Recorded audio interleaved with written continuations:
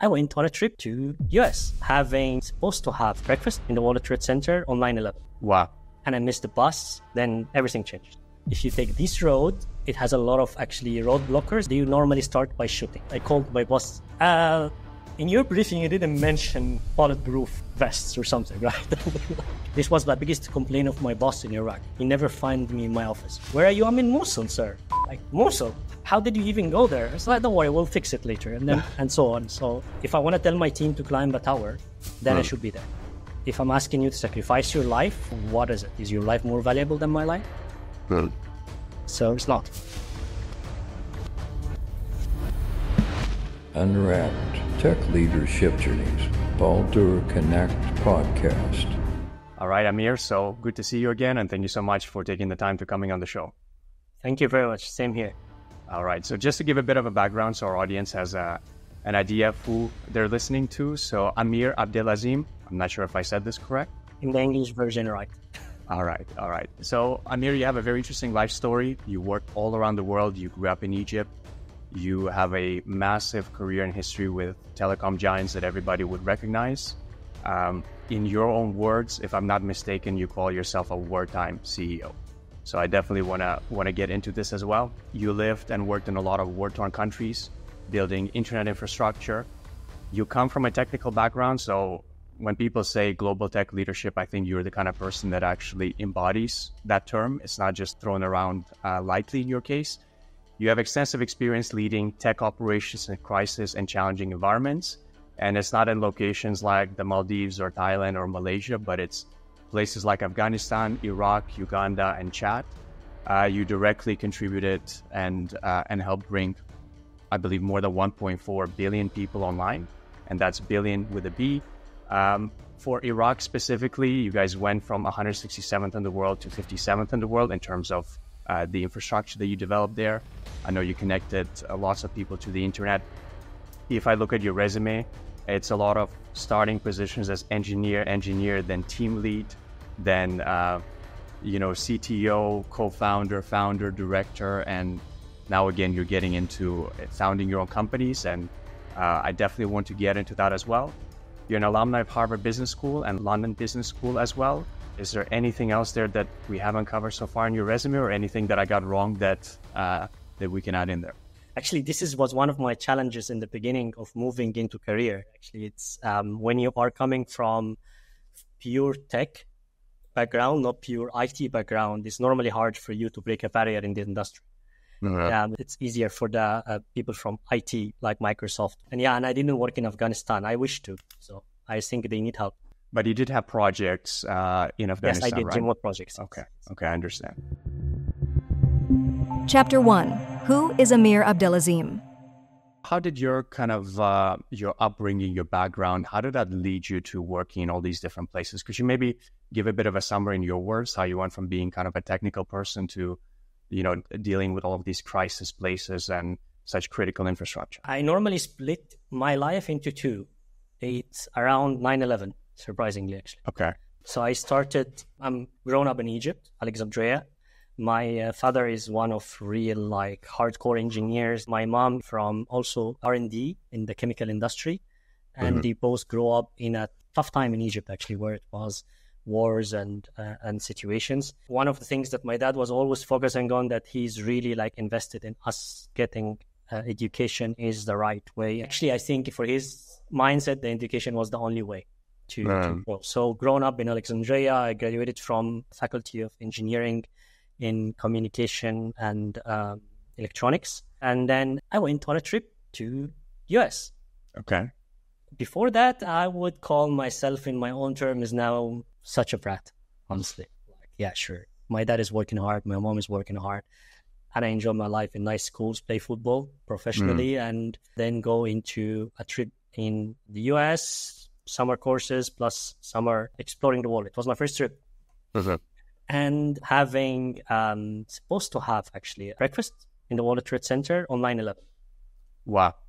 And I missed the bus, and then everything changed. This is not the first time I'm hearing this. There's a couple other prominent people that were supposed to have appointments in the World Trade Center on 9/11, and they missed a flight or something like this. So do you attribute that to pure, luck, or is that faith, or have you reflected on that at all?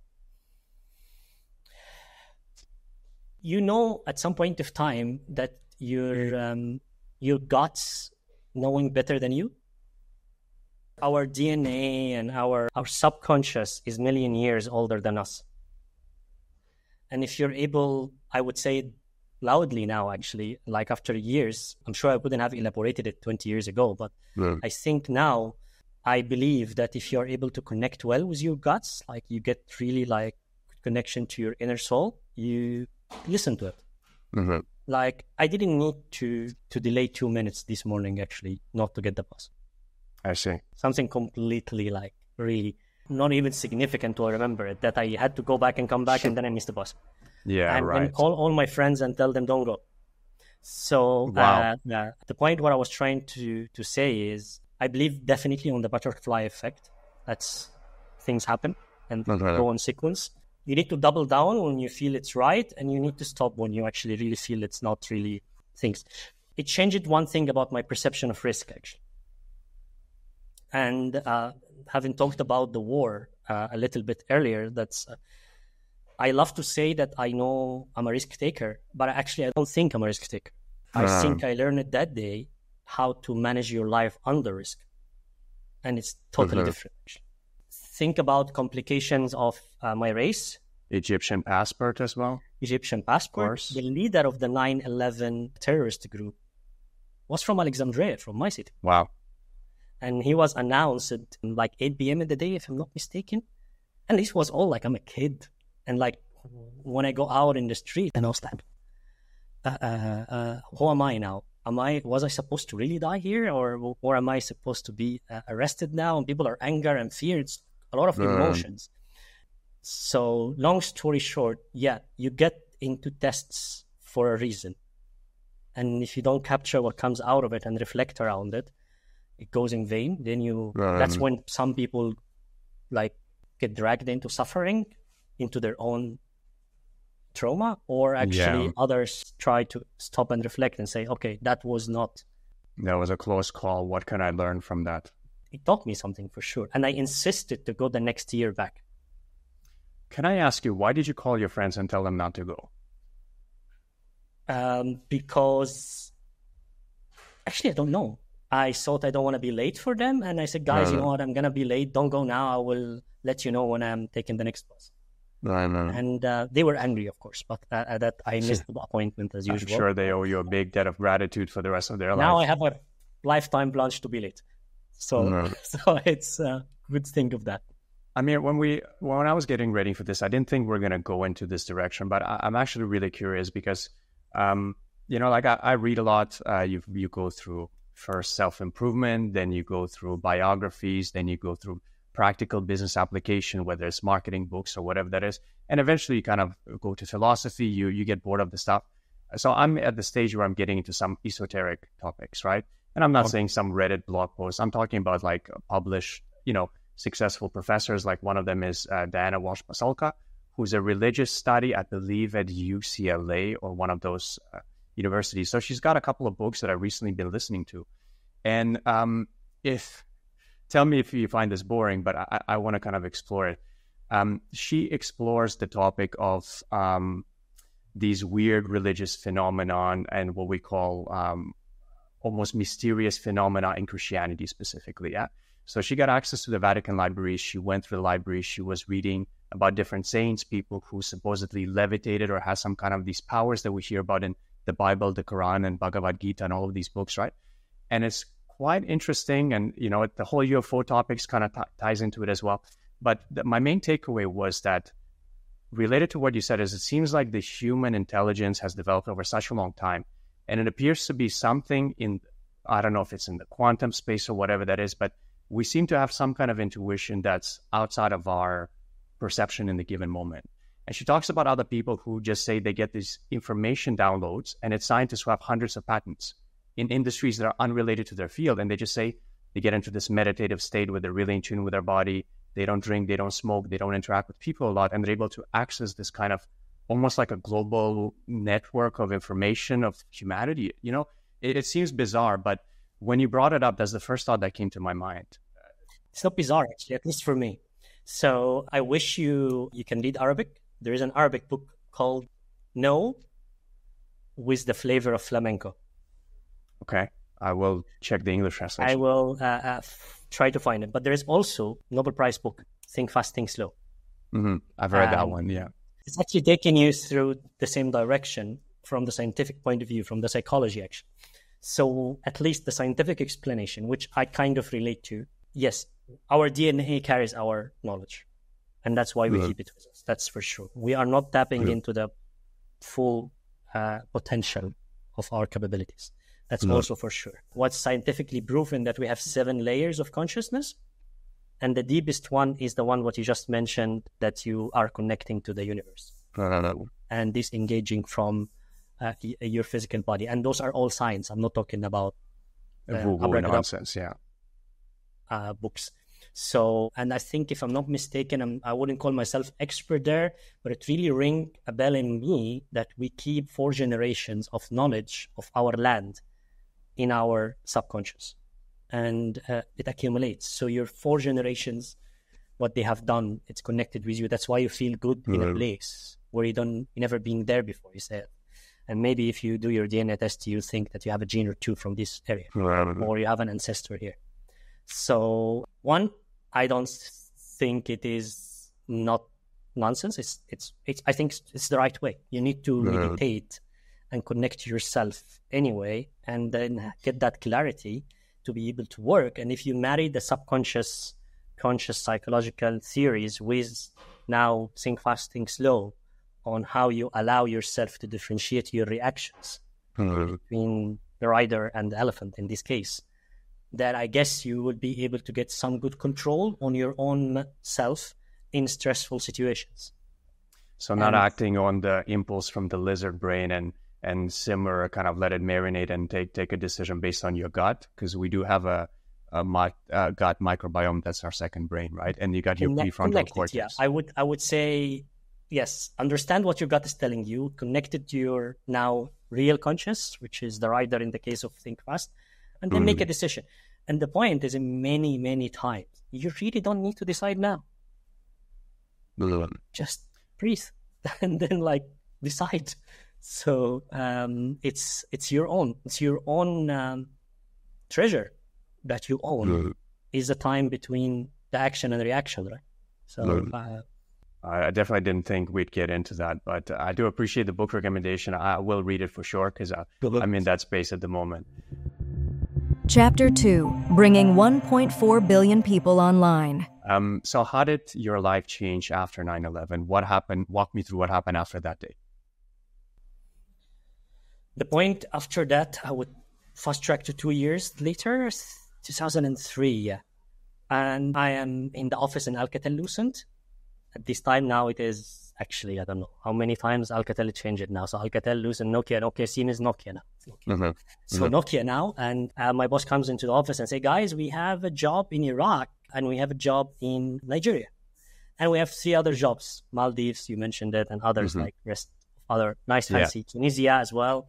Nice, good Portugal. I think and then the list was having 6 immediate choices and 2, which was Nigeria and Iraq.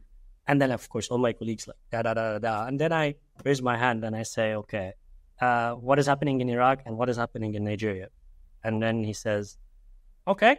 Then he tells me the scope of what is going to happen in Iraq, and he tells me the scope of what is going to happen in Nigeria. And I say, okay, I'm going to go to Nigeria. And the rest of my colleagues said, you're crazy. Yeah, and of course, it's not even I was forced to choose. I chose Nigeria. And I chose Nigeria for very simple. It's at this time, a new tech entrepreneur coming into the world from Nigeria. And I think Mr. Mike Adenoga, is one of the tycoons of Nigeria.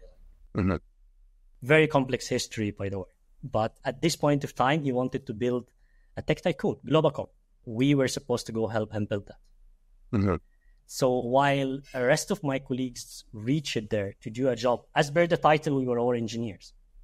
But as per the scope and the breadth, when you go into Nigeria in such a situation where no one doesn't want to go, you actually get a bigger breadth of knowledge because you're doing everything. And I remember my first security briefing. I was visiting a region. I'm not going to mention it. I don't want to offend anyone. And then I was told, on this route, we'll have 2 roads. Your security car will be in front of you on both of roads, but I just want to inform you about your own risks. If you take this road, it has a lot of actually road blockers and gangsters. They normally start by shooting. And on this road, we have the same type of gangsters, but they normally start by putting fire on the place. So which one you prefer? And I was like smiling and said, I hope you guys know how to shoot back. So I will go with the shooting. I would go with the fire. Angle. And then I went there with the shooting. But it was my way back to the office. I called my boss. In your briefing, you didn't mention bulletproof vests or something, right? And I ended up actually building, in that time, I spent 2 years in Nigeria, ended up learning almost everything about building an operator. We connected in 2 years, 50 million people to the communication at this time. We covered the whole Nigeria and introduced BlackBerry. That time, BlackBerry was like 6G. 3G, the first video calls, we did all of that. And it was all adding into different ways of managing stakeholders, managing risks, knowing things, addressing with others. So back to your question about what did 9/11 change? It changed my perspective of risk. I wasn't supposedly the safest 1 kilometer of the world by all the means till 8:15 a.m. And then everything changed. It's not. So it kind of, I learned that do whatever it takes to get to what you want. But sometimes it's just not meant. And if you're going to keep putting why not, you're not going to do anything. Just go. Did you see Nigeria or, the other options that you had that were not sounding so luxurious? Did you see that as a better learning opportunity, development opportunity, that you wouldn't work on a small piece of the process, that you get to work on a larger scale and potentially have a bigger impact? Or what was going through your mind? I saw Iraq and Nigeria are better option to learn, that's for sure. And then at this time, what popped in my mind, Nigeria to Iraq, was Iraq at this time, it was 2004. It was really in the middle of the war. And all what we were asked to do there is just keep some service for the troops. While in Nigeria, almost a similar situation with a different level of risk. There was a lot of kidnapping. There's a lot of actually reverse racism. We can talk about this later. But on the situation, poor and rich, oil and gas issues. So there was a lot of turbulence in Nigeria as well in 2003. 2 assassinations, if I'm not remember, of presidents and vice presidents. There was like something happening massively there. But in Nigeria, it was building a full-fledged operator from scratch, not just providing a small level of service. And when I tell you about 2004, you think about Iraq war. You will never think about Nigeria. So it's not also on the spot. So I can do mistakes.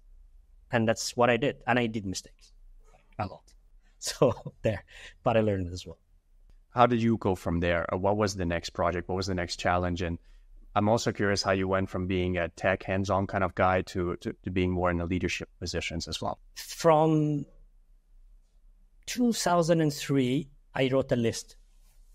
And one of these lists of my own promises to myself was that every 2 years, I must take a certification of something new and try to test myself there on how to do this. So from Nigeria, along with actually Alcatel at this time, we had different perspective of different projects. I got the chance there to support with Togo, with Algeria, with Cameroon, Saudi Arabia, with Egypt, of course, and Zain as well in Saudi Arabia, if I'm not mistaken. I'm not going to mention all of them, but I had this chance to support with those, while the main focus was Globacom in Nigeria. And at that time, Etisalat had a vision to tap into, it's called now EAND, to tap into the top 10 telco groups of the world. And he had a very interesting approach to that. They thought we're going to go and buy licenses in every big country, even if we're going to lose. And this didn't land in my head. What does it mean, even if we're going to lose? And if you follow the track of Etisalat at this time, they bought Nigeria license, Egypt license, Afghanistan license, India license, Pakistan license. They went into all where's the big population? Let's go there, and we know we're going to lose. Right. So I joined Etisalat at this time to support in building the operator in Egypt, in my home country. But it was ringing in my head, like, why did you want to lose? What the hell is EBITDA? Like, what is this? And why I built a company to lose? But I just want customers. So I started moving into that business by taking my first MBA, and I went study. And this was the 2 years clock. So I took the MBA, and then I took PMP, and I started trying to understand, okay, that's what they meant when they say they want to lose. They're just simplifying it to us here as an engineers. Don't worry about this. But they really don't want to lose. They just want to have healthy EBITDA. They don't care about the net profit because on the long term, they have a base. And with that longer base, they will farm it later, which now evolved in the industry. And I have many terms for it. We call it CVM or CPM or whatever names for that. So at this time, when I was trying to understand why Etisalat is doing that, it's when it triggered my curiosity to jump into, okay, let me do my MBA instead of doing my Master's of Science or PhD. And I started taking that direction of actually mixing the business with that.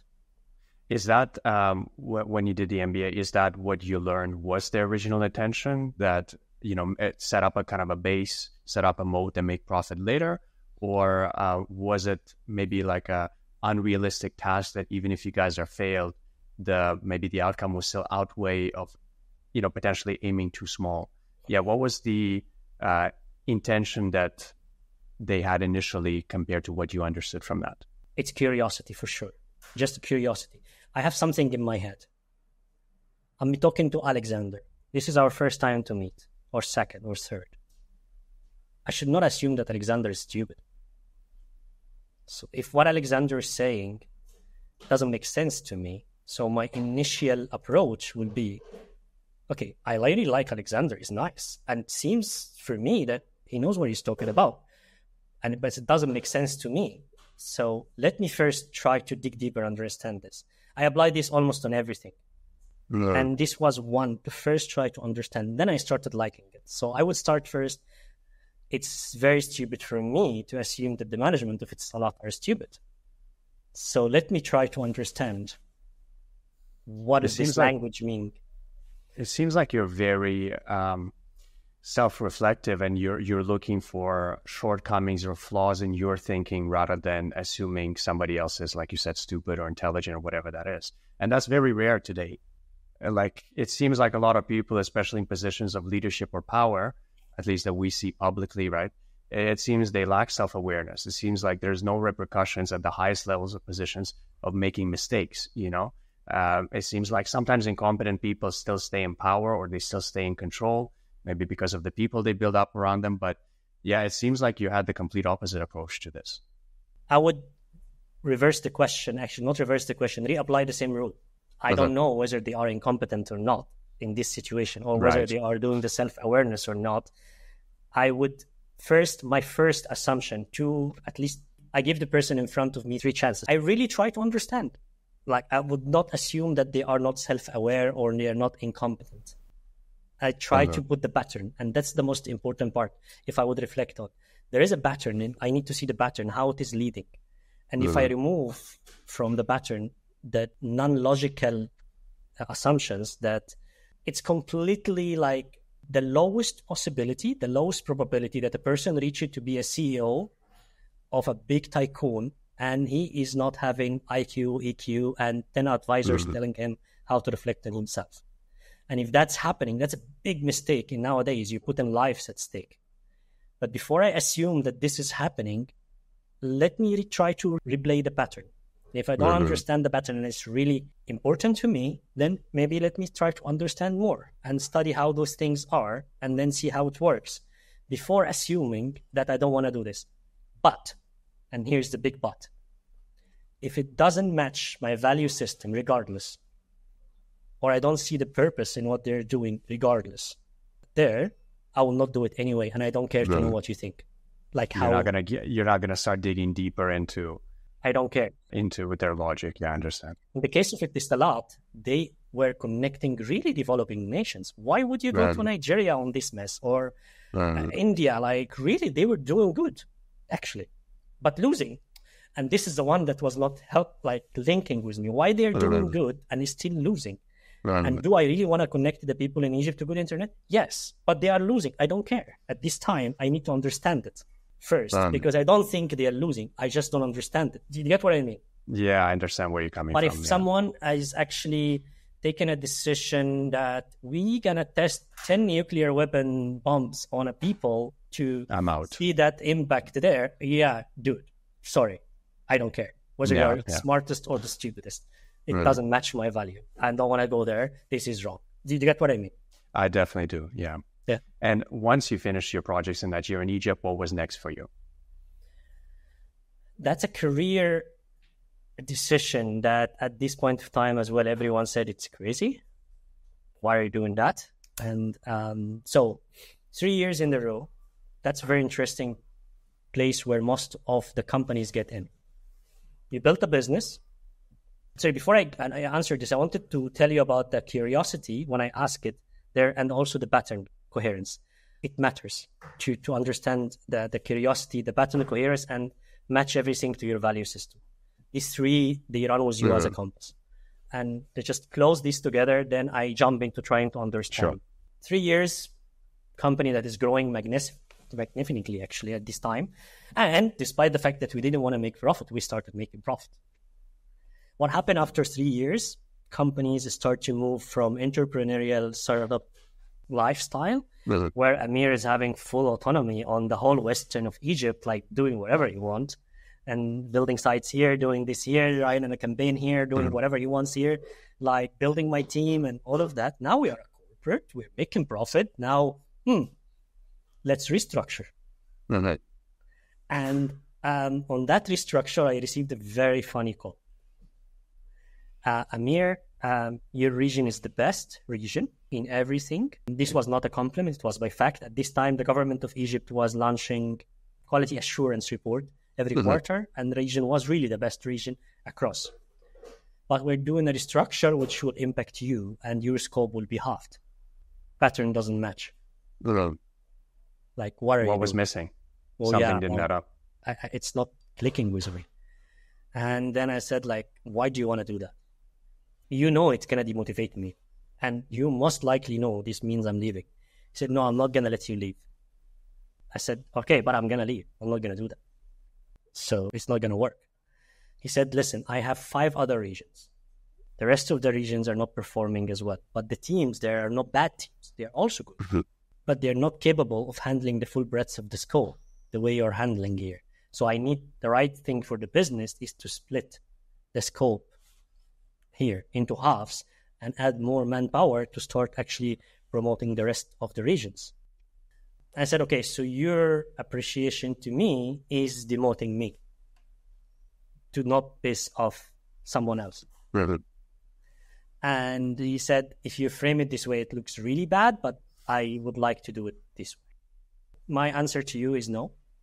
And my sincere request here is before you really finish the structure, you give me heads up 1 month ahead so I can actually dignitely resign and find my own way. The restructure happened.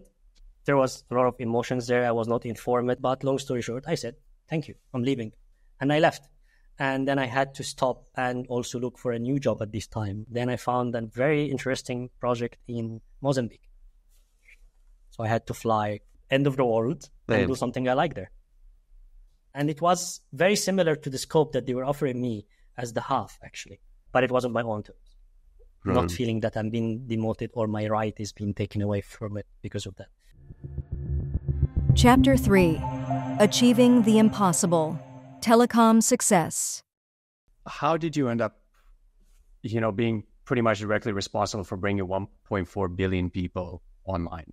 Where is that the accumulation of all of these countries together, or were there any countries that the amount of people you connected were disproportionate compared to others? Like, for example, in Iraq or Afghanistan? Where did the majority of those people come from?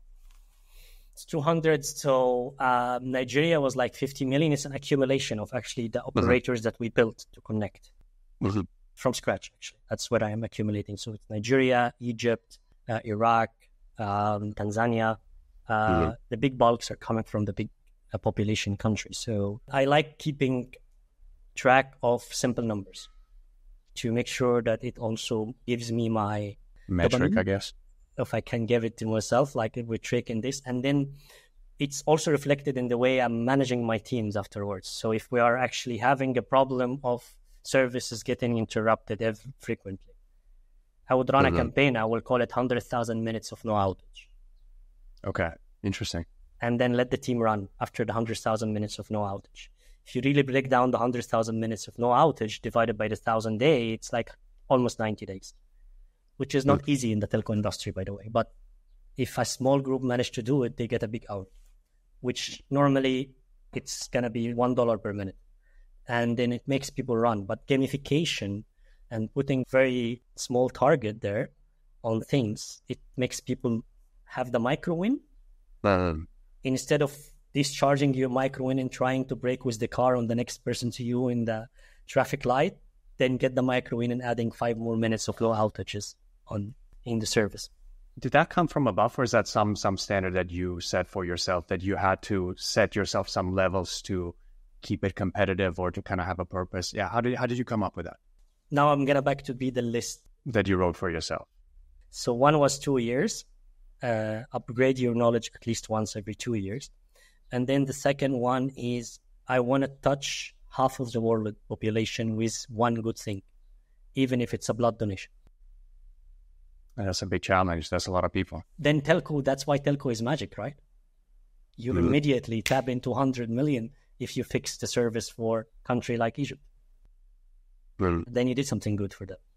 So, and it's very important to reflect on the purpose when we're doing things, because it's just big difference. When you're talking to a person, asking him to build a mobile site in the push of Nigeria and tell him, I will give you a compensation that is double the person that is building the mobile site in New York. Nice. It's completely different when you are actually really wiring your team. There's people in the rural areas of Nigeria that when they have an emergency, they cannot call 911. Actually, they cannot call their brother or sister to help. Yeah. People die because they're not able to connect. Let's do that together. The same mirror happened with COVID in Iraq. It's just we woke up in the morning, the whole world, not just Iraq. Everyone has to stay home. But some are privileged that when they're staying home, they have Netflix and Zoom calls and FaceTime calls. And others, they don't even have electricity at home, never mind the minimum mean to connect to their business or family or study.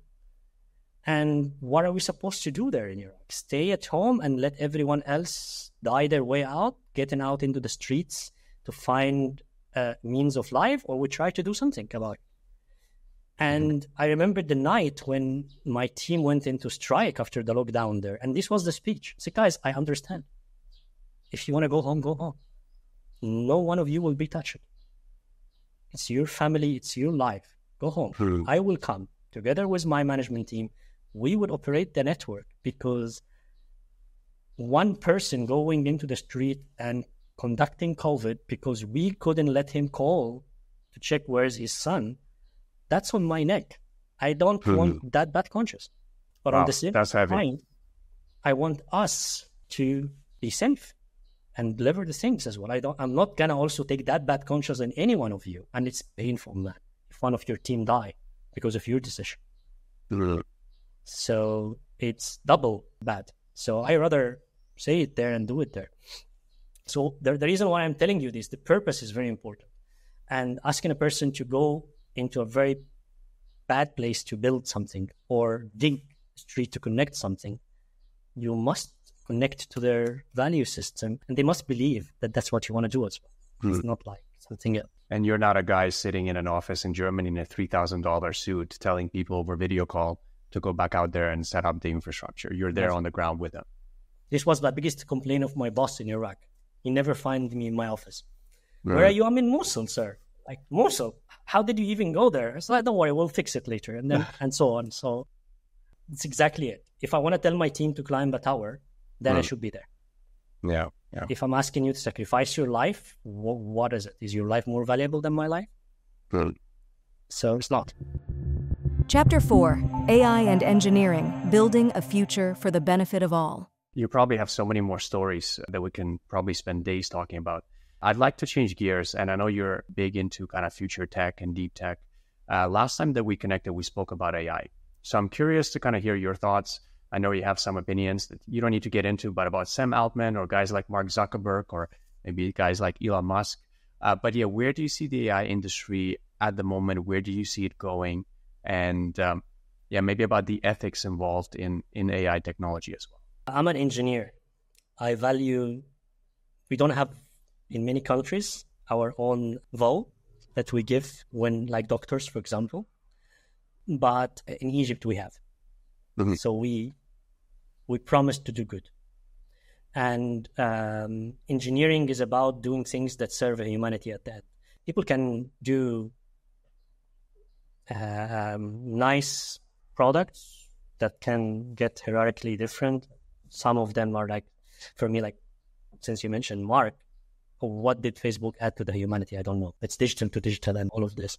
We can talk about freedom of speech. We can talk about other things, but there was other means of doing it. Comparing that to the mission with Elon Musk to go to the moon or Mars or have non-terrestrial living and working on its value system, you can feel that Elon in this scenario is really trying to fix a problem. You might think of it as imminent or not, or I might think about it as imminent or not, but there's definitely thinking of good here. Yeah. That intention differs.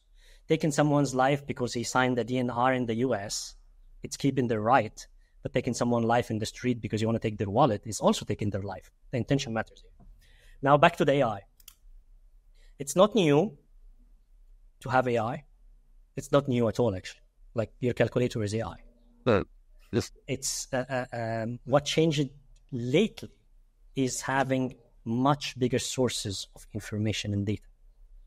The data sources are big now and stored, and we have enough muscle and cloud and computing power to tap into this data and try to make sense out of it.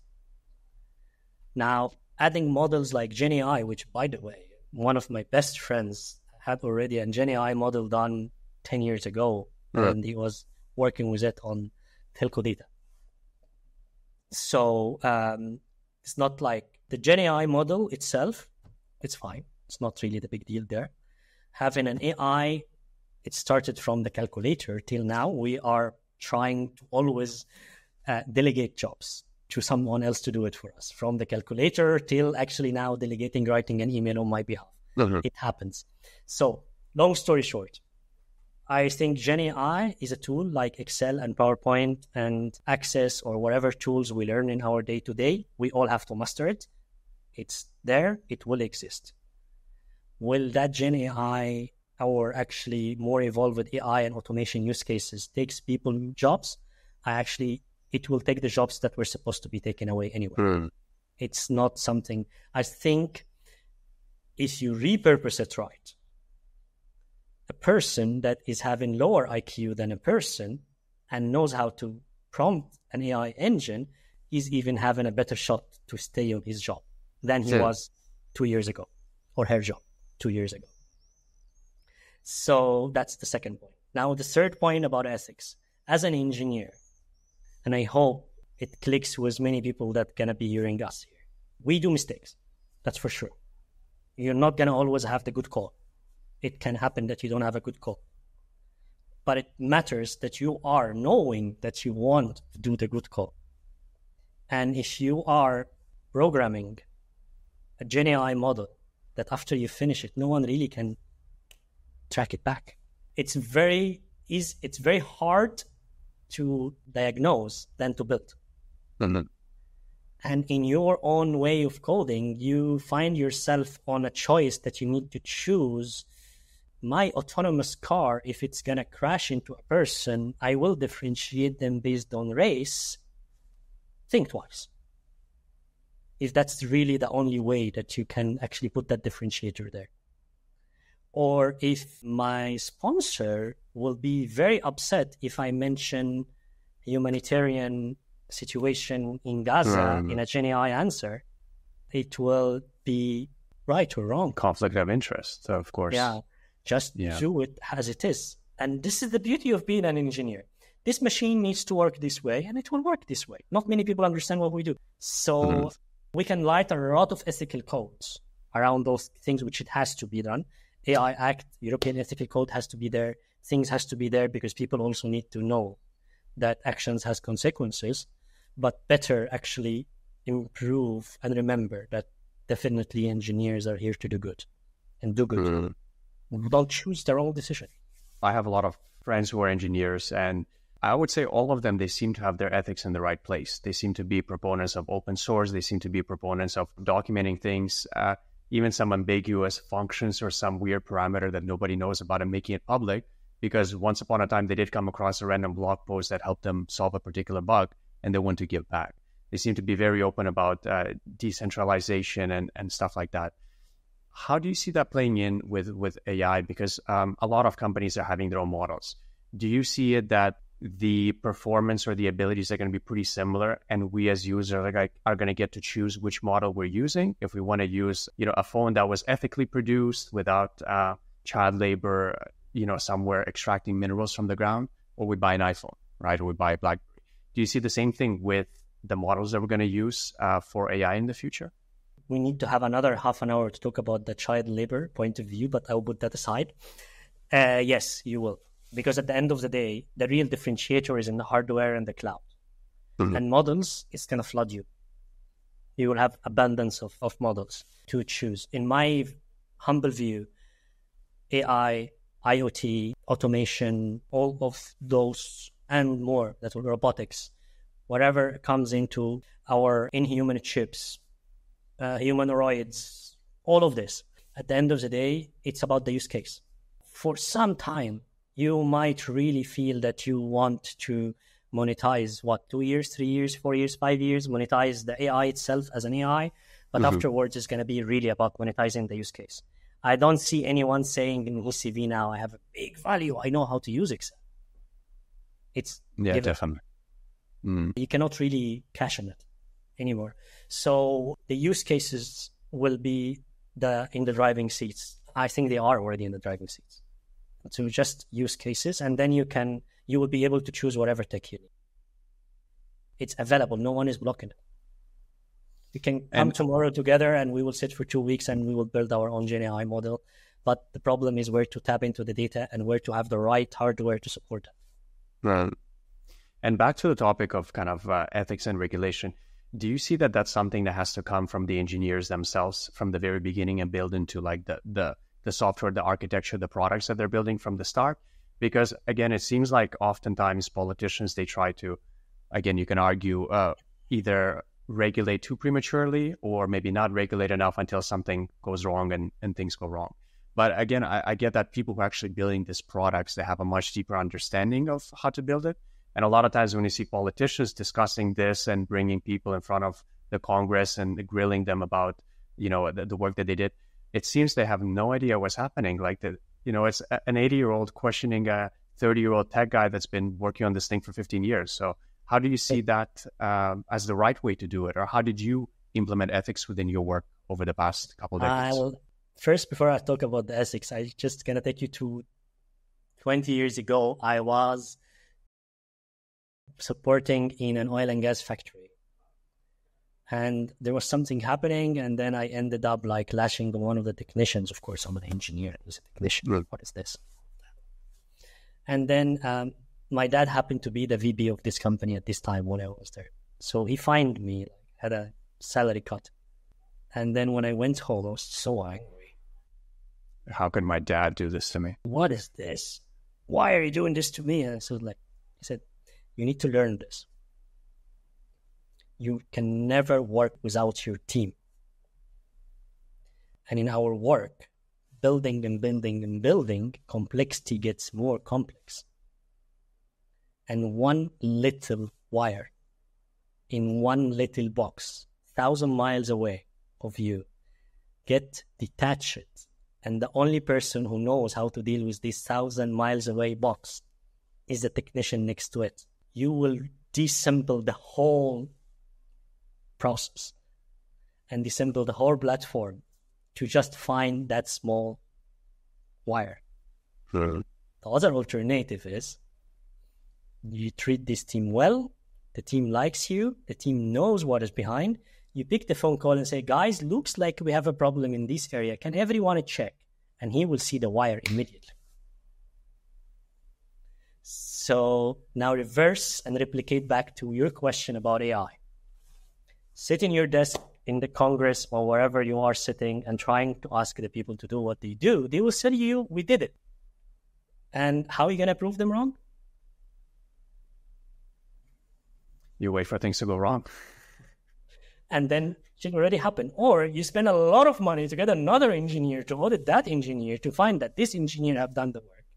And by the way, there's no way on earth that an engineer will not find another mistake to another engineer. It's simple. Like there's always something that doesn't tie up here. Yeah. And then you end up coming with another report and you see the cyclone here. All things starts growing, right? So I rather actually focus on growing up our young engineers, our young entrepreneurs, our young kiddos in understanding the values of humanity right without actually adding any of the complications on this. Understand that the consequence of what you're doing is always bigger than what you see now. I like that it all ties into your kind of greater philosophy. And I'm happy that you discovered kind of what is, you stumbled into your calling, seems like, in life. I feel like you're one of the few people that, based on what you did, it seems like the world needed you to do this kind of stuff. And there's probably not a lot of people willing to do what you did. And maybe for you, it feels like it's nothing, that you just kind of stumbled in it, or you were curious, or it was interesting. But yeah, I'm trying to wrap my head around kind of the impact that you're having. And I really appreciate as well that you talk a lot about leadership. You talk about treating people well. You talk about bringing billions of people. You know, you're still on your way to bringing half of the world, but I think you made a big dent.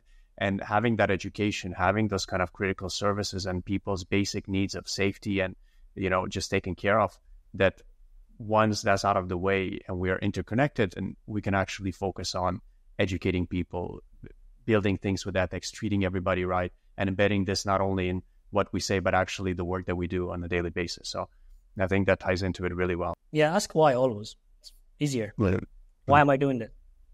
It's going to be easier. And even it will make the work easier, actually, much easier. Like it wouldn't feel hard. Chapter 5. Where will the second chapter of your life begin? Amir, I'm conscious of your time as well, and thank you so much for sharing all these stories. I thought we were going to get into more technical stuff, but I think this is way better. I'm curious to know, because I know you're into kind of deep tech and future tech. Could you tell me a little bit about your new companies, what you're planning to do with the second half of your life in terms of humanitarian work or charity work, or continuing bringing, you know, the poor people up to the same standard as the rest of us? And yeah, what technology is keeping you interested, and what do you have planned for the future? So I actually really believe that the only accelerator to anything that can accelerate a problem is technology. Like, that's sincere belief as well in me. Like, if you continue adding a carrot, you will get cut carrot at the end. But the only way that you make it faster is a different technology and the reason of how to make it faster. So I feel I need to start building myself. I made a conscious decision early this year that I would like to change career and go more into helping to direct where the money goes on the bigger level, and then building from that angle. So I'm switching career to try to tap more into private equity, venture capital, and see how can I help there to get it from the source, push the money to where I think it can be pushed, and also prove that can make money. This type of roles and finding that project that would really touch me, I know it will take time. And on the same time, I had a lot of legacy in my head that I wanted to make sure it goes into place. So I embarked with a journey with a couple of my colleagues, and we started 2 ventures, actually. One is Qualitech. And Qualitech is going to be focusing on emerging and challenging markets, telco industry, supporting in this place how to expand. We have 3 programs there. It's how we expand reach, how to actually develop from telcos to techcos. And the third one is how to create more resources towards the right actually implementations that you need to do in your business. And those three families are actually going to be taken care of totally by my colleagues and partners in Qualitech. I will be definitely setting the business with them for the coming 6 to 9 months and making sure that things are in place. And hopefully one of the projects also triggers me, then I'll maybe start mingling around there with that. And then that's on the telco, because I don't think I have enough emotional attachment to telcos not to drop it. Let's put it this way. Right. And Qualitech will be my bridge there. The second venture is Innovatics. And Innovatics, we actually made it our mission to help entrepreneurs get into proper validation for their business models, their business ideas, and get matched hopefully later to the right investment, and also help the investors to not just pour money into non-validated ideas. Like, it's so scary that 85% of the new tech ventures fail. It means a lot of wasted resources, and these resources can be redirected to emerging markets and doing something there instead of really losing it all in trying to idea that can be validated. So if our small venture in Innovatics managed to take this percentage from 85% to 70%, then we have contributed 15% of the investments into entrepreneurship. Succeeding technology. There to get it right. So we have there 3 categories. Build category, where we actually, it's idea to MVP, and then we help the entrepreneur there, consult them actually, and against the fee. And I insist on that you need to be also, one of the first lessons is that if you want to be an entrepreneur, have your meat in the game, point blank. And that's on the build, from idea to MVP. And then we are actually taking the grow, where if you have an MVP, but again, most of the entrepreneurs get hung up on the tech. I call myself a tech leader, but I tell you the tech is the last thing you should worry about. You should focus first on customer journey, operating model, and what's your business model. If this trio is linked, then we'll find the right tech to make it work. That's where the engineers of Baldur are amazing to get you done with this. And then the last one is what we call the Elevate package. If you are an existing business, but you're feeling that your value moved away out of your business, or struggling to open new market, or you want to create more vertical or horizontal integrations in your value chain, we can also be able to help there. And also, we have in this whole boutique open to investors to come and see the validated ideas and choose them. And maybe by 5-10 years from now, we become the validators of the tech investments in the world. I trust my team can go there. I'm helping again, as I said, for the coming 6 to 9 months till I find the next big challenge.